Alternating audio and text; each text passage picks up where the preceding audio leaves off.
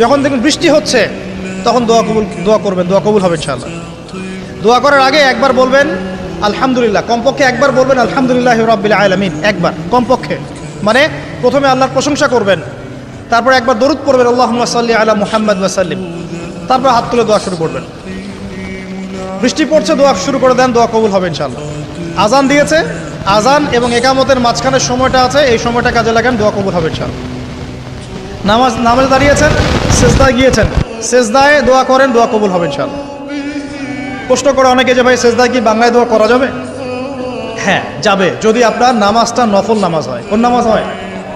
ফরজ নামাজে করবেন না, নফল নামাজে করতে পারেন ইনশাআল্লাহ। সেজদায় বান্দা আল্লাহর সবচেয়ে কাছাকাছি থাকে, এই সময়ে বেশি বেশি দোয়া করতে রাসূল সাল্লাল্লাহু আলাইহি ওয়াসাল্লাম তাগিদ দিয়েছেন।